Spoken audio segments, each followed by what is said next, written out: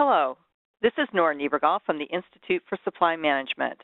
Good afternoon or good morning wherever you are, and welcome to this webcast. Today's webcast is Sailing Downstream, Why Source to Settle Defines Procurement Transformation in 2015. This has been brought to you by the Institute for Supply Management and sponsored by Zycus. I'm your moderator, Nora Niebergall. Thank you again for joining us. Before we begin the presentation, I'd like to cover a few administrative items. You can participate in Q&A session by asking questions at any time during this webcast. Just type your question in the lower right corner of the screen and then click the Submit button. We will address questions at the end of the program during the Q&A section. If you need technical assistance, please submit a question and you can open the Q&A panel to see a written response back to you. Please take a moment to complete our survey following the webcast. We do appreciate your feedback and we do use it. Now I'd like to introduce today's presenters and panelists. First, we have Andrew Bartolini, Chief Research Partner with Ardent Partners. Andrew is a globally recognized expert in sourcing, procurement, and supply management. At Ardent Partners, he focuses on his research and efforts on helping enterprises develop and execute strategies to achieve operational excellence within their procurement and finance departments. He also publishes the very popular blog, CPO Rising. Joining us today, we also have Marvin Motley. Marvin is the Director of Strategic Sourcing for Sprint. Marvin's organization is responsible for strategic sourcing, contract negotiation, supplier diversity, fleet management, travel and temporary labor with an annual spend of $18 billion per year. His group has produced between $300 million to $2 billion in savings annually for Sprint during his tenure. We also have Gary Christie, Director of Procurement for Advanced Micro Devices. Gary Christie is a supply chain executive with extensive domestic and international experience in positions with multi-billion high-tech companies. He's led teams across all aspects of supply chain with experience and knowledge in all disciplines: master planning, sales and operations planning, sourcing, purchasing, logistics, customer and supply relationship management. And finally, we will be joined by Richard Waugh, VP of Corporate Development for Zycus Incorporated. Richard has an extensive background in B2B e-commerce. He helped launch GE's Trading Partners Networks, TPN, the first online marketplace for sourcing and procurement. He was also co-founder of B2E Markets, one of the first software-as-a-service sourcing suite providers, and later covered the supply management market as an industry analyst for the Aberdeen Group. Today's program is going to focus on some key areas.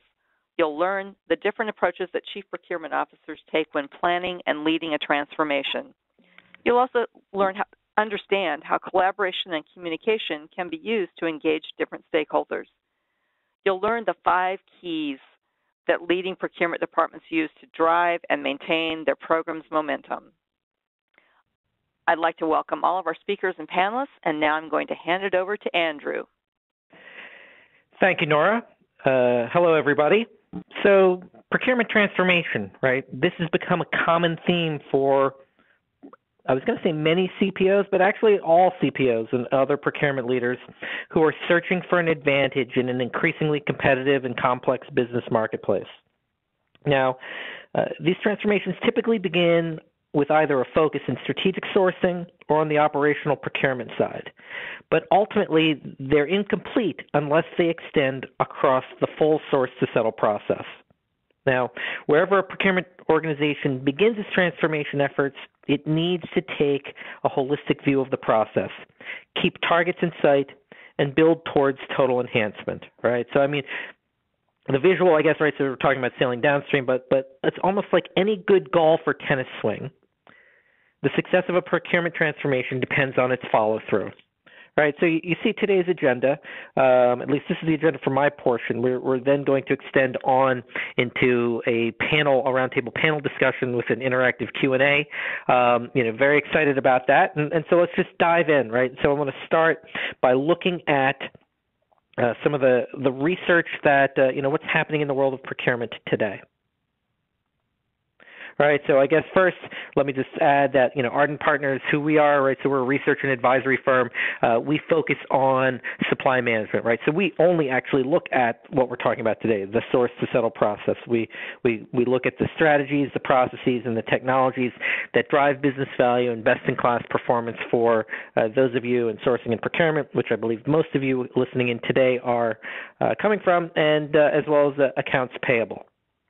Nora mentioned, right, for those of you that enjoy the presentation and are interested in learning more or sort of continuing the dialogue, we invite you over to CPO Rising as well. Now, state of procurement in 2015, right? This year, CPOs they're going to continue to work to extract and deliver more value from their departments, and they're going to continue to need to stretch the limits of their organizations while also maximizing the relationships they've developed with suppliers and stakeholders. As everyone listening in today knows, right? Procurement's ability to impact business processes, relationships, and results within each of your organizations, right? That's going to continue, but the depth and breadth of your organization's impact is going to depend on your department and your leadership's ability to master its processes and technologies and maintain its focus and ability to drive fast but assured decision making and crisp and agile execution. So I'm going to spend a few minutes here just looking at what top procurement organizations are focused on in 2015. Right. So, not surprisingly, right, when it comes to the top pressures that procurement organizations are focused on, it's finding more savings. But, there's an ebb and flow to this, right? Or I like to say that in good times and in bad, savings really remains at the top of the list for CPOs and others within the organization from a prioritization standpoint. The ebb and flow, right? So we're at an ebb standpoint from a pressure to find savings, right? 5-6 years ago, 9 out of 10 CPOs had find savings as the superlative priority for their organizations. We can see that it's receded somewhat, but remains important. Ultimately, what we see, and really, given the dynamics of how much a procurement organization can actually impact savings, right? There's market dynamics, there's many other factors, and the obvious ones being that maybe savings isn't actually the goal of a sourcing project, but ultimately what you want to be able to do is influence the larger organization to make smart decisions in how it spends its money and with whom. So top pressures. So what are organizations doing in response, right? I think very clearly we're in the age of collaboration, right? The stakes are just simply too high to go it alone as businesses, right? Your companies, your enterprises are increasingly reliant upon the suppliers that you're managing. Very similarly, within the organization, right, no business function can afford to go it alone anymore, right? You've got to collaborate. You have to get better engagement with folks in the business. You've got to certainly get better engagement with the suppliers that your organizations are more reliant upon, and you need to increase the collaboration levels as well with your functional partners, right? And along the way, right, there's also the strategy to improve the use of technology. And we'll talk about technology because technology really does serve as a key underpinning to the majority of procurement transformations that have been initiated over the past decade. So some of the challenges, right? So, when you talk to the average CPO, very early on when I ask the question, what are the challenges that you're facing in the upcoming year? The topic frequently turns to talent, right? Talent within the organization. In part, it's we don't have enough headcount to take on the expansion of duties. We don't have the headcount to put more spend under management and take on more responsibilities. Other flip side of that, right, is that, even with the short headcount, we don't have the talent that we need on staff today to manage our activities, right? So talent, is for those of you listening in, right, this is actually a very promising thing from a perspective of working in procurement, right? There's opportunities for those of you that, maintain and continue your education and build your skill sets to advance very quickly through your organizations. The need is certainly there, right? So, pivot just a little bit, right? So when we look at, and so over the past, it's been about a decade, I've managed research projects and have benchmarked thousands and thousands of distinct procurement organizations across all aspects of their operations, from a people, process, technology, knowledge management, you name it.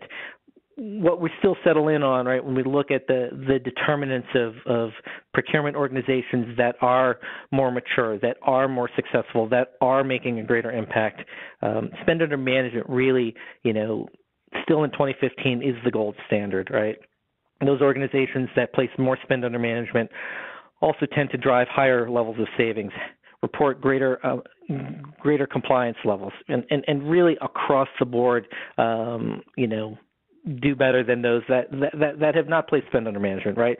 What we've seen in our research is that for every dollar that the procurement organization brings under its influence, that savings of between 6 and 12% happens in that first contract cycle, right? So right there, when you talk about making the case for an investment in procurement, I think that those numbers right there, when you look at the amount of spend that you're managing today or the amount of spend that you're not managing, extraordinary opportunities from an ROI standpoint, right? Broadly in the marketplace today, we see that the average procurement organization manages just a little bit more than 60% of total enterprise spend. And so enterprise spend we would define as the indirect, the direct materials, and the services that, and for some organizations, the capital that your organizations buy. Right, so the average procurement organization still has a lot of work left to do, and it's a huge opportunity, this additional 40%. So that's just a quick snapshot. Right now we're going to turn to the topic of procurement transformation. And, as I'd originally structured this presentation, I was going to just walk you through each of the primary areas of what we believe source to settle process should comprise. Right, so when we talk about source to settle, this ultimately, from a process standpoint, is what we're talking about, right? It's the marriage of spend analysis and the strategic sourcing efforts, connected to contracts, connected to a procurement mechanism, connected to an invoice and accounts payable mechanism, right? And so, as we move a little bit further, right, we look at we just utilizing the same terminology, right? Upstream equates to strategic sourcing, downstream equates to the operational procurement components, right? So strategic sourcing, right? I think when you look at a greenfield opportunity, you look at an organization that really has not contemplated a professionally run procurement organization, or you have a new CPO coming into an organization. There's typically two paths that are taken in a transformation, right? Or organizations. It's pretty rare in this day and age for organizations to try to do a big bang, try to do everything at once. They tend to either focus on the upstream side or on the downstream side. And so from the sourcing side, right, I mean, lots of opportunities, right? Like, the mindset effectively is, we're going to go out, identify some quick wins, the low-hanging fruit, right, from a sourcing standpoint. We're going to drive some savings, get some engagement, prove out that we can execute well, and then take some of that savings and reinvest it back into the organization, right? And when you think about strategic sourcing from a process standpoint or from a technology standpoint, we think about spend analysis, we think about sourcing, we think about contracts. The flip side of starting at the strategic sourcing side is that CPOs will decide that, hey, we need to get a handle around what it is that we're doing, what it is that we're spending. We need some time to develop the capabilities to actually drive successful sourcing projects. We need the time to go out, and we need the time to find people or develop the capabilities to engage the larger enterprise on more strategic efforts. So we're going to focus on the compliance, the command and control components of this, and focus on operational procurement, or the downstream side, procure-to-pay. I was talking about, right, so, this is a pretty sophisticated audience that we have here today. And I was originally thinking, I could walk through, what each of these areas are, but I think that each of the five main areas: spend analysis, sourcing, contracts, procurement or e-procurement, and AP automation, or a term we would use is e-payables. I think you're all very familiar with what happens within each of those areas and why you would make an investment in that application or in that sort of transforming that specific business process area. So what I want to do is instead of talking very specifically about what is spend analysis, talk about the mindset of, why organizations would start here versus other points in the process, and do that for each of the other areas. And I think, the larger point that we'll make, and we've got some data to back this up, is that, at some level, it really doesn't matter where you start your procurement transformation. It's just that it continues all the way through and that you maintain momentum.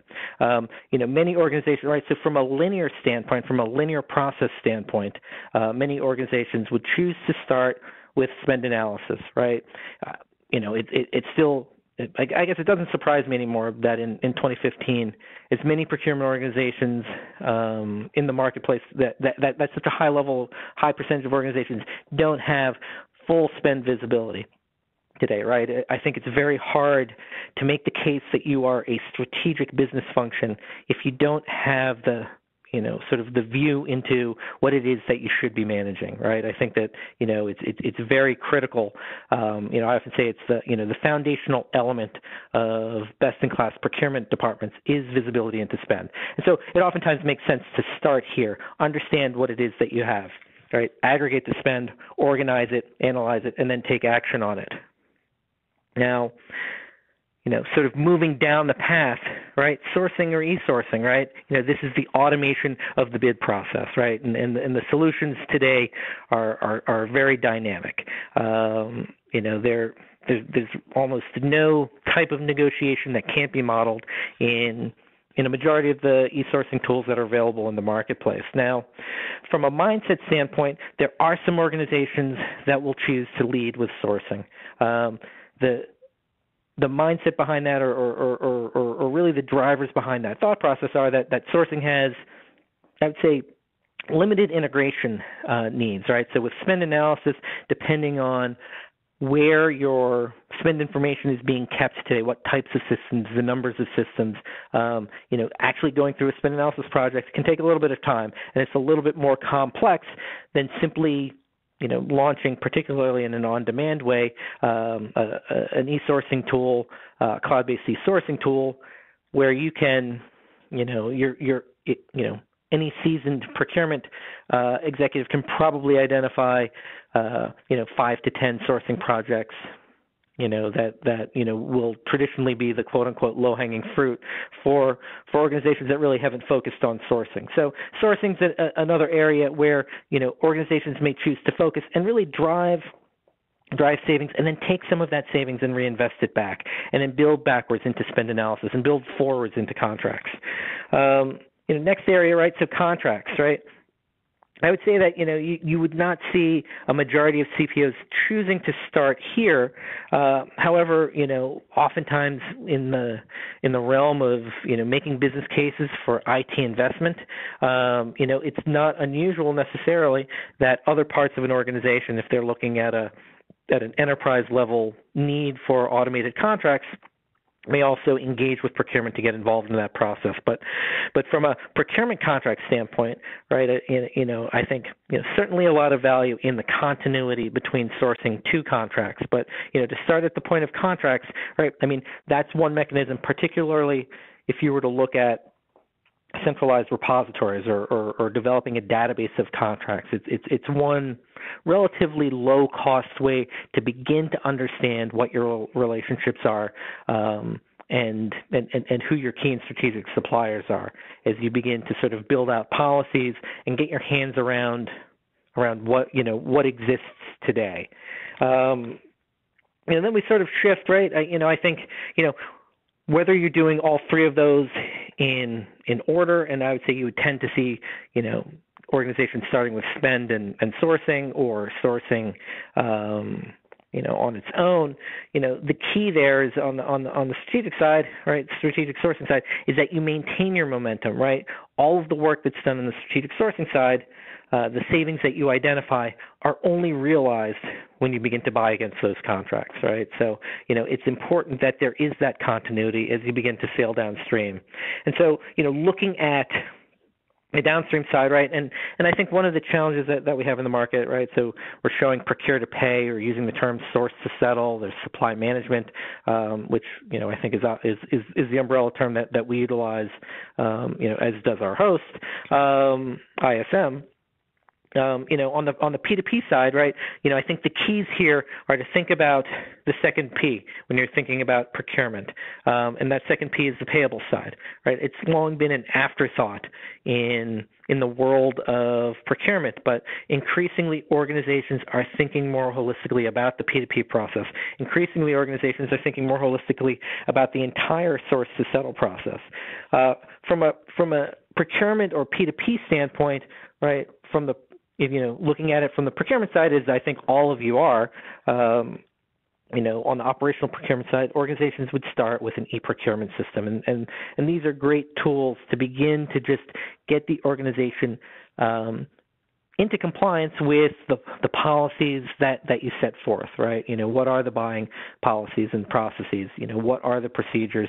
Who are the preferred suppliers? And begin to utilize the system, again, very similarly to how you might organize your contracts into a repository, begin to organize your buyers to, be focused on, or present to them the suppliers that you're working with, that you've negotiated with, that are the preferred or strategic suppliers today. On the AP side, unless procurement reports into finance and there's really a strong focus on the cash management component of this process, it's probably not likely that a CPO is going to start their transformation with an AP automation move. If they were to start on the AP side, they probably will do something more like outsource the function. But there's a lot of value in continuing or making the process quote unquote closed loop.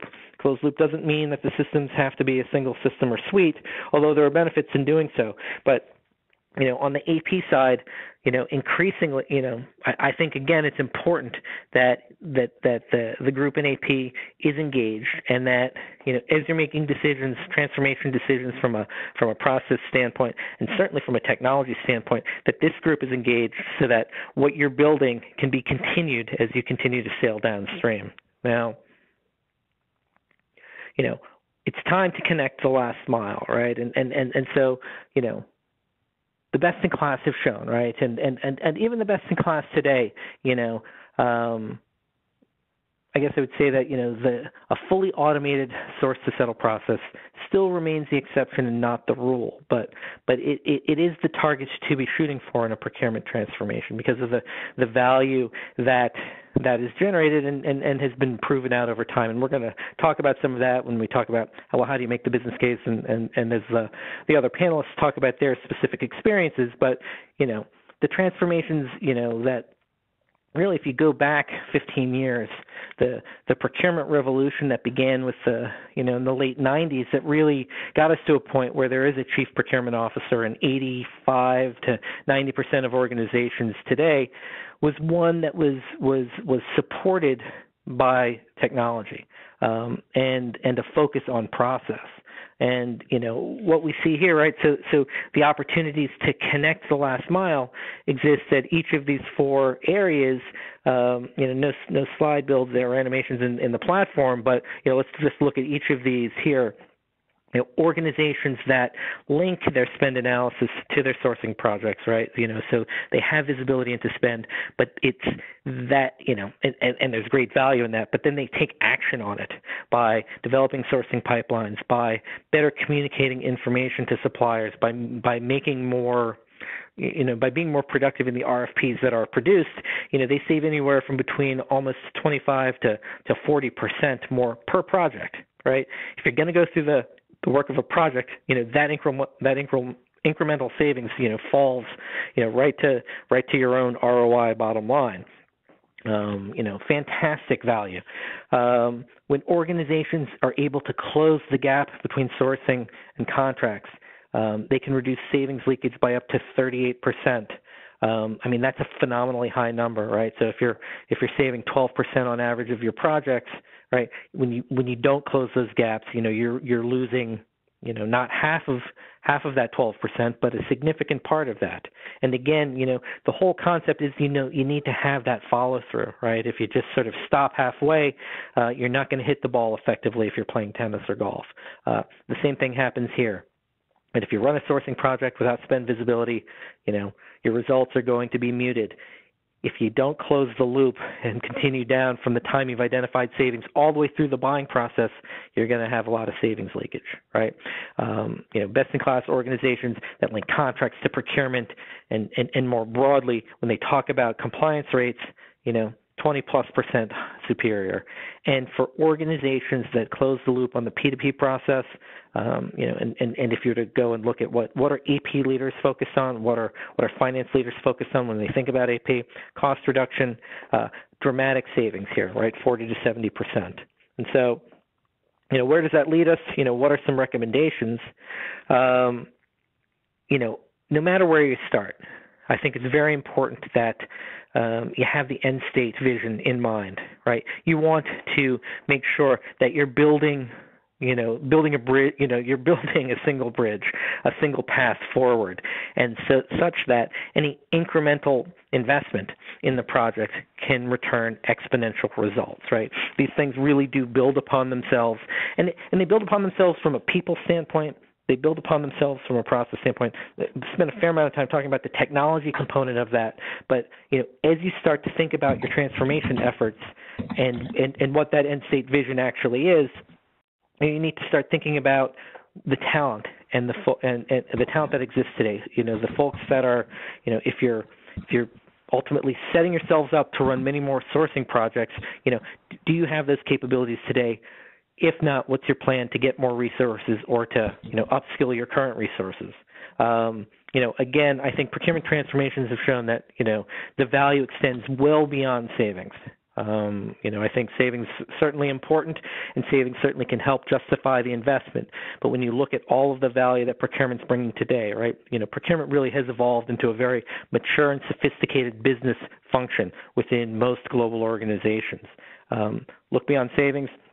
As with any change management project, and a transformation is certainly that, communication and engagement, within the department, vitally important, right? I guess it's not surprising, but, change is difficult for everyone. And, for those on your teams that are going to be leading the charge, they're also dealing with change issues as well. They've got to have full buy-in for them to be able to go out and sell it. And again, the transformation, ultimately, for those of you that have done the strategic sourcing part, you still have a ways to go. For those of you that have done the operational procurement part, you've got a ways to go. Final sort of thought or theme is you really do want these processes to be, connected. And I think we've shown some data that really warrants the investment to do so. Once you've done that, obviously, the work never ends. But, with that, I'm going to pass it back to Nora and the Zycus team and go from there. Thanks very much, Andrew. And this is Richard Waugh from Zycus again. And Andrew, great job in charting the course for us as we set sail here on our transformation. And for the next phase of our journey, wanted to invite in our panelists for a roundtable discussion. And once again, Andrew, invite you to share your insights along with, some leading practitioners who have been leading world-class kind of transformation programs. Once again, Marvin Motley, Director of Sourcing at Sprint, and Gary Christie, the Director of Procurement at AMD. So invite all of you to participate in what should promise to be a very robust roundtable discussion around our topic of transformation today. And just at a high level, the discussion topics that we intend to cover before we invite your questions at the end is, looking across source to pay, and we'll use that somewhat interchangeably with source to settle, as you had mentioned, Andrew. But what are the key value levers? And looking at the full continuum of source to pay in both strategic and operational aspects of procurement transformation, how are those technology transformations sequenced? What are some of the best practices for phasing that in?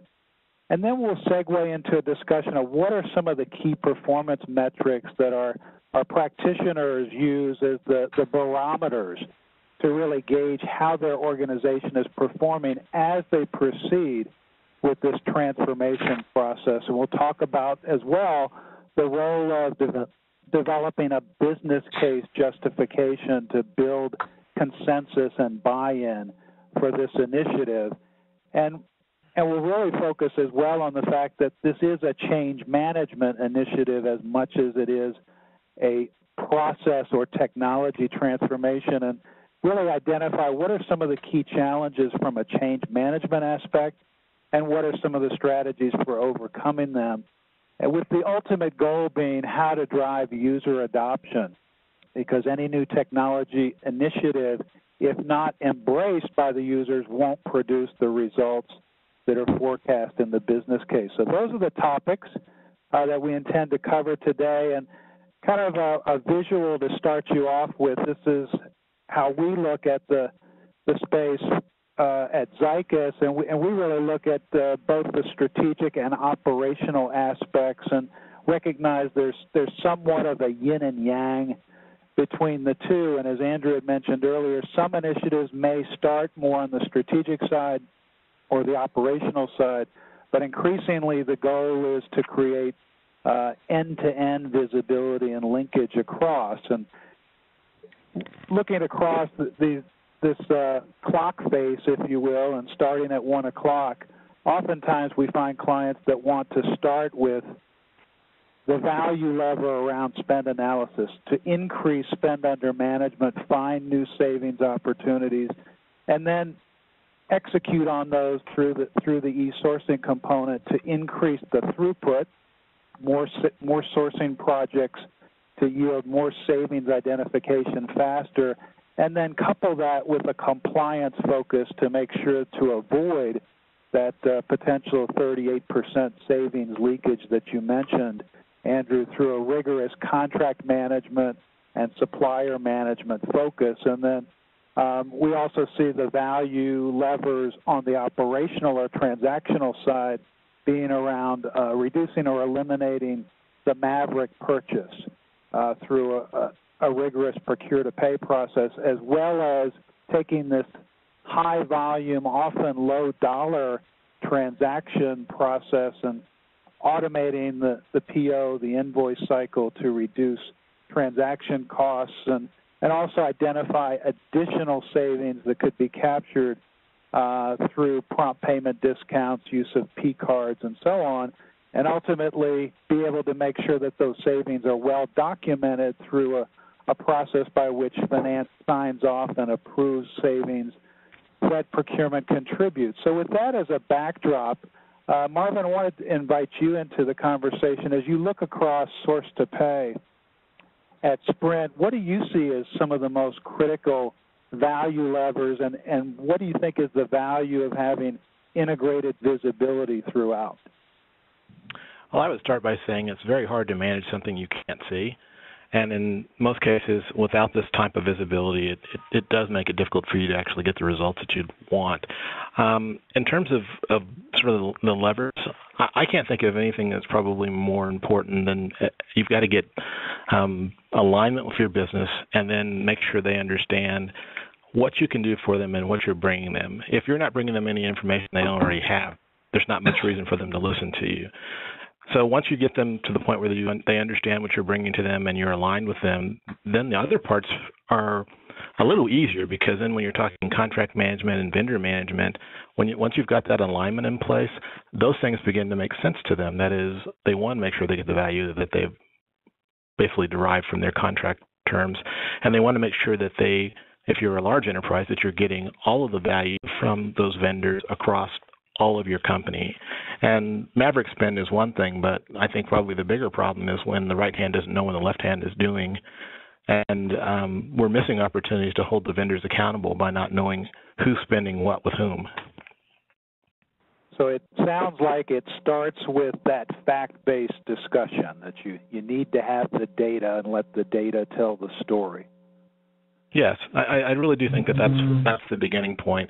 And oftentimes, we talked about the analysis piece. Without an understanding of what you're spending and who you're spending with it, it's very, very difficult to manage it. And I would tell you that we often have internal clients that are surprised to find out that we are paying, in the past, not so much now, but we have paid different amounts to the same vendor for the same item, and that should never occur. Absolutely. That should be some of the low-hanging fruit, it sounds like. And, you know, Andrew, you had brought up in your discussion the fact that big bang is seldom the recommended best practice when you look at the expanse, the scope to be covered here across the source-to-pay continuum.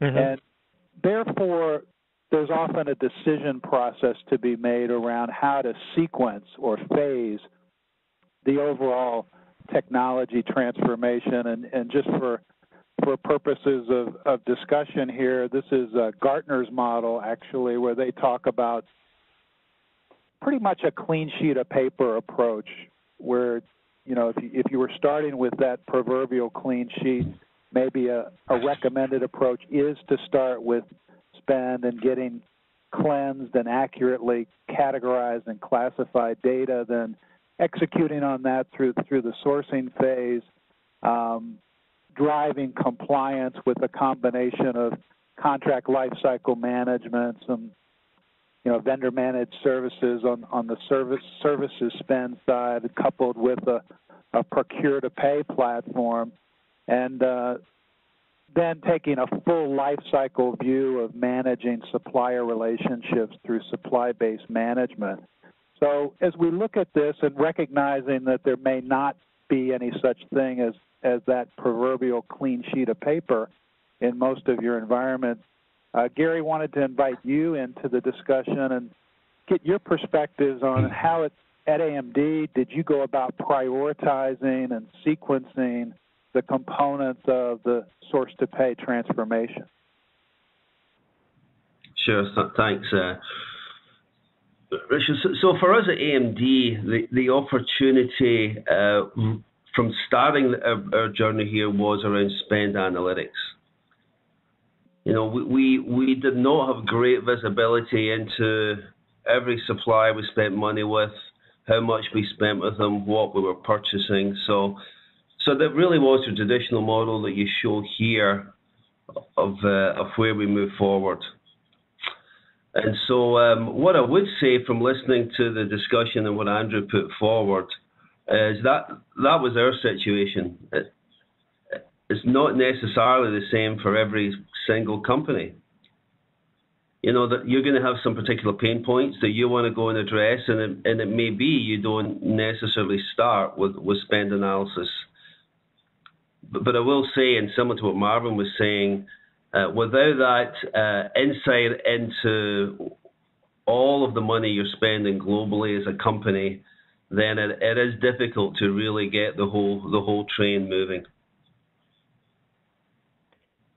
Absolutely. So in your case, you did follow this sort of a classic best practice sequence, but there may be other factors that could lead an organization to choose a different starting point. Andrew, interested in your perspective on, have you seen, because you work with organizations across a lot of different industries, have you seen other approaches, and what were some of the contributing factors? So I think, you know, in the ideal sort of theoretical world, you would be able to take a linear approach, and you know, I think for those that can, it does make sense. But I think the reality is that you're often dealing with different sets of circumstances. You're dealing with different sets of systems of record, right? So the number of back-end systems that are currently capturing the spend information may make may make a spend analysis project, still doable, but maybe a little bit more time consuming. I think, CPOs have to do an assessment of, their people, the process, and their technology, right? Do they have people who can run and manage strategic sourcing projects today? That if yes, you start upstream, you start on the strategic sourcing side. If you don't, you need to buy yourself some time, right? So start working on your policies, start working on the procurement components of how are you going to manage the spend and how are you going to control it at the point of requisition to order, right? So with e-procurement systems, my experience 10, 15 years ago when I was a consultant, right, we, oftentimes would lead with sourcing because of its lighter touch, relative to other back-end systems or other systems, and that, for a typical strategic sourcing consultant, they could come in and, you could identify 15 to 20 categories that, you're going to save on average, between 12 and 15, 20%, sort of depending on the last time it was sourced, and use that momentum. But again, it depends. Do you have the folks to do that, or are you needing to bring in third-party consultants to do that? And so I think that there's not a tried and true method. I think that CPOs, by and large, today start at one point or the other, and then work to connect them. And part of it's the hand that they're dealt, right? They've got to play with what they have. And again, I think that the focus on, doing everything at once, there've been enough organizations that have not been successful with that approach, that you really do want to do things in more of a bite-sized way, do them well, and then move forward. Because the change is, at the end of the day, we're talking about transformation, and your people, process, technology, right, within procurement has to be evaluated, but there's a large change component that happens outside of that department as well. So, a great perspective, Andrew, and I think regardless of the point of entry, where an organization chooses to start the transformation, it will be critical to track some of the key performance metrics as you move along this journey. And really that's the next discussion topic here.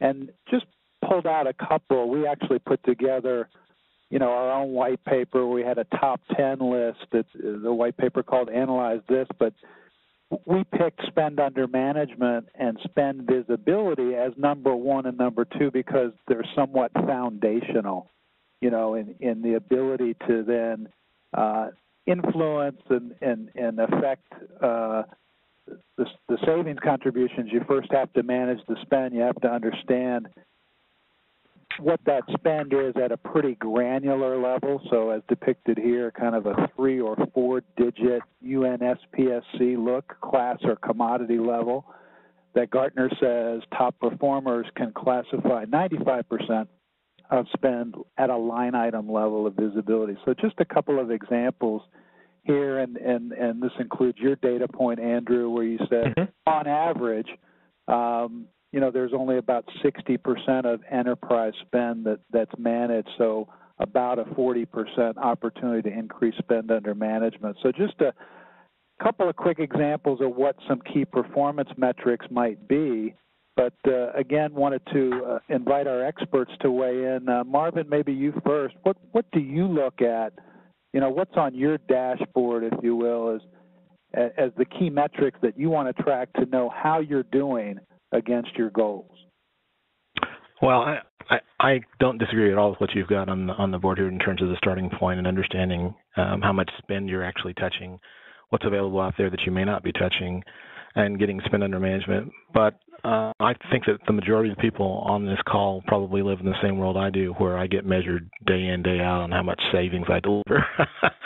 And I would tell you, if it comes down to a metric that my business cares about and that my boss and his boss care about, it's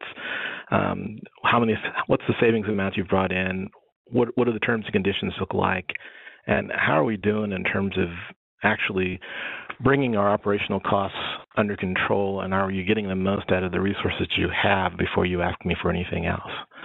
So the concept that I think I've come to embrace after a long period of time of not having much resource is that you really need to approach it from the standpoint that you're going to need to get the most bang for the buck. You're probably never going to see procurement organizations the size that they were 10 years ago. In fact, with the fact of the matter is probably with the tools that are available today and the expertise that's available, you might be better off most times trying to bring that expertise in-house, but sometimes you're just going to simply say, we know what we need, we know what we're going to do and when we're going to do it. We bring in the resources to pull off that particular exercise, and we staff at 80% of load and work that way. I think it's also important that you bring in the commodity teams that you need, and that means engaging your business unit customers to help you and work through so that we're all on the same page about what we're trying to accomplish and how we get there. For me, that metric is critical in terms of that engagement with that business unit and how we move forward.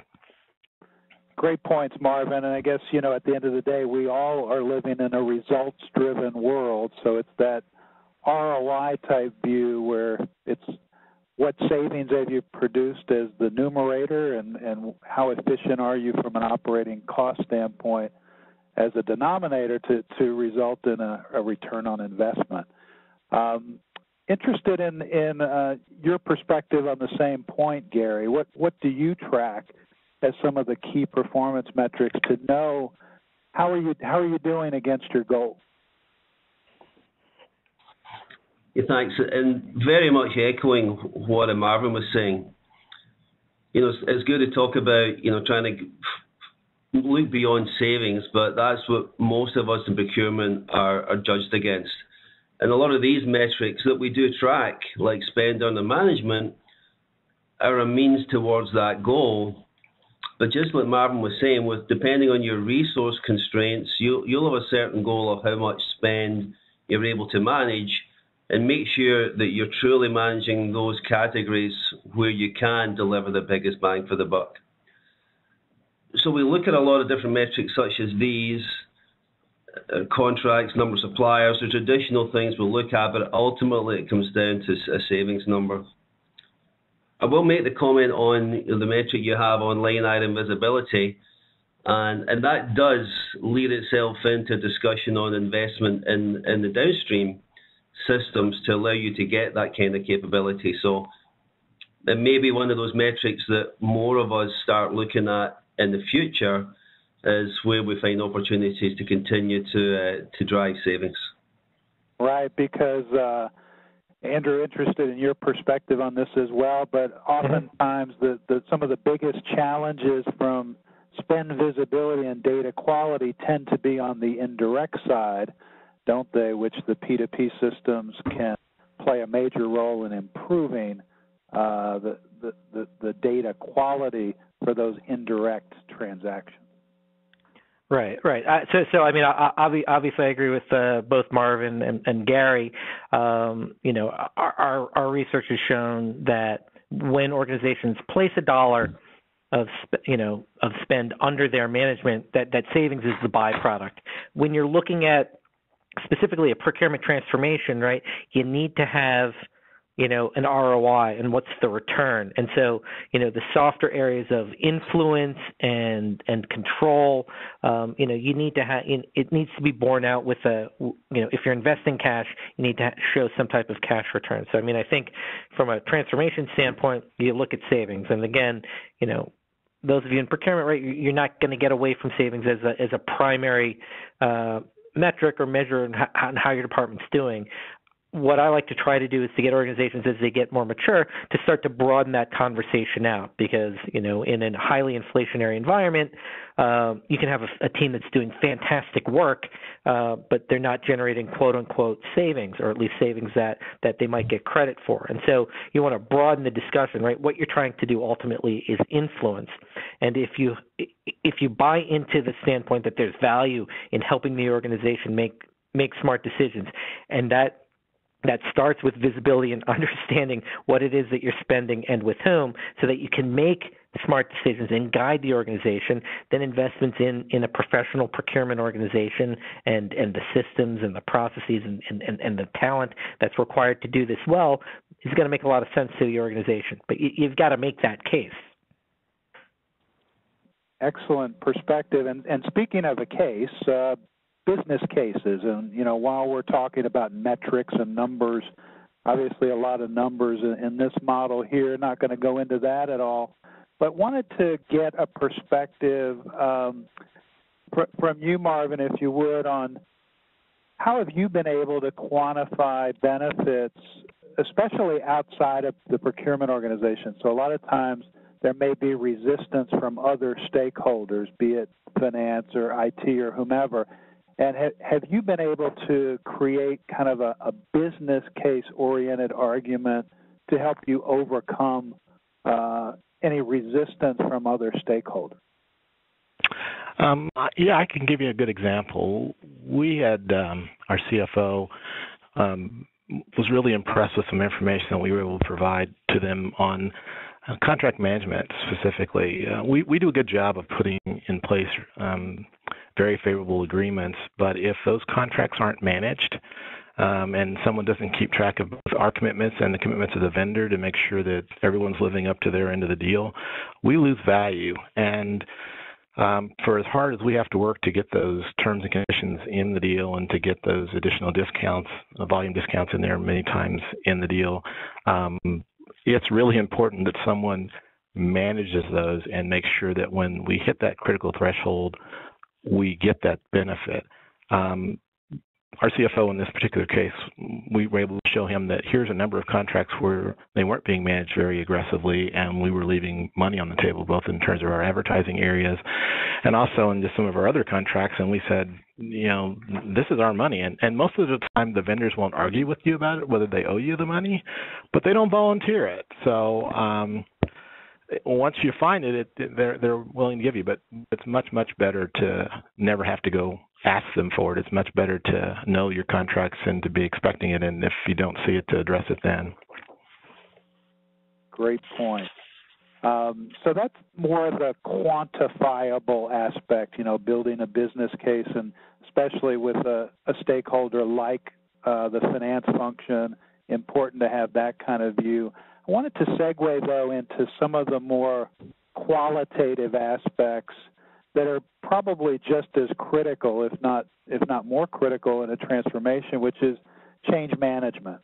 So here's some data. For example, at Zycus, we collaborated with a supply chain professor from Michigan State University, Dr. Tobias Schoenherr, and he's published a study with a wide-ranging set of surveys and interviews across industries, and not surprisingly, at the top of a long list of potential barriers to adoption of these technologies is the notion of change management issues. And I would say, as you look down the list, expensiveness is another factor, but things like culture, no buy-in from users, upper management support, those all relate to change management and culture as well.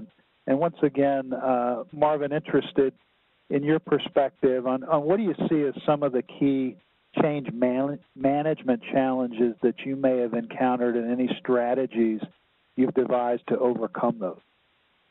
Well, the challenges come in both in terms with internal to the procurement organization when you're adopting a new tool, for example, or even changing processes for that matter, and also external in terms of getting your business unit counterparts and your senior management on board. The best and optimal situation is if you've got the support of the CFO, CEO, and CPO all pushing in the same direction. I will tell you that that is nirvana. You usually have varying levels of support from each one of those individuals. The CPO is usually on your side, by the way. But what I would say is that it's really important if you can get that support pushed from top down and from bottom up, if you can, where people understand what the need is. The best time to get people to make a change is when they see that what they're doing is not working. And my experience would indicate that also what makes a big difference in getting people to adopt a change is when you take away the old tool. For example, they don't want to use the new tool if they can continue to use the old tool. So you often have to take away what they were used to, and you have to do it in a timing that makes them aware that this is going to be it going forward, and you've got to use it. That helps to drive adoption. But we've done this recently. We work really, really hard to make sure that we make the tool as easy to use as possible, that we understand the needs of the people that we're dealing with. That helps a ton on the internal adoption. On the external adoption, what really boils down to is they need to see that there's value for them in what goes forward. And I think those are probably the two things that make the biggest difference. But I fought the battles uphill and downhill many times, and the fact of the matter is that if you can get the right level of support, you can pull this off. Excellent. And talking about the different stakeholder groups as part of a change management initiative, one of the ones we haven't really talked about yet, which is a critical stakeholder, is IT. And Gary, interested in your perspective on what do you see as the role from an IT standpoint in helping select, support, and deploy procurement technologies, especially as more and more of those are delivered through the cloud? Sure, yeah, good question, particularly relating to the clouds. First of all, it's absolutely essential that IT are involved in the selection and the support. For us, when we wanted to move to spend analytics solution, IT worked hand in hand with us, defining a business case, helping to deploy the system put in place. So really have been a great partnership working with us. We need their support ongoing, so it's absolutely essential. And even with the move to the cloud, there's less work from an integration perspective for IT, but it's critical that it's part of their long-term strategy, that the decisions that are made, they're ones they are fully supportive of. And so I can't stress how important it is to make sure that IT are on the journey with you, and they're with you when you make the selection, and they'll provide then the full support and deployment moving forward. Thanks very much, Gary. And the last topic I had for our roundtable just is kind of where the rubber meets the road here as regards a technology transformation, which is ultimately, do users adopt? And from the same study by Dr. Schoenherr at Michigan State, kind of found a discrepancy, if you will, between the way users perceive the usefulness of these procurement technologies, very high, 80% agree or strongly agree, but a lower rating, below 60%, perceived tools as easy to use. So, ultimately it's about ease of use to drive user adoption, with being the ultimate goal. And just as we wind down and close out our roundtable discussion, wanted to invite Marvin, first you, and then Gary, any final thoughts on kind of where you feel you are on your transformation journeys, and what are your key focus areas for 2015? Tell you where we are. We're actually in the process of deploying a new tool. This is the second tool I've been involved in deploying and moving off and redeploying. So I've had a couple of experiences on this. I think the real things that make a difference are ease of use, but I think training is also important. If you don't give the people the opportunity to learn the tool, no matter how easy it is to use, it's still going to be a problem. So they need to feel supported through that process. I have insisted that the tool that we put in place be intuitive, that it is easy to use, and that I don't ask my team to do anything that makes it any harder than I want the tool to be as easy to use as possible. And then you have to really, I think the best way to get the tool adopted by people is to listen to them on the front end and get their feedback as you're developing and going through this process. The best way to get people on board is to engage them early and let them become a part of it, so they become an advocate as opposed to a roadblock in the process. So our goals are essentially being met because we are, I believe, working toward that type of an adoption as opposed to basically just trying to shove it down their throats.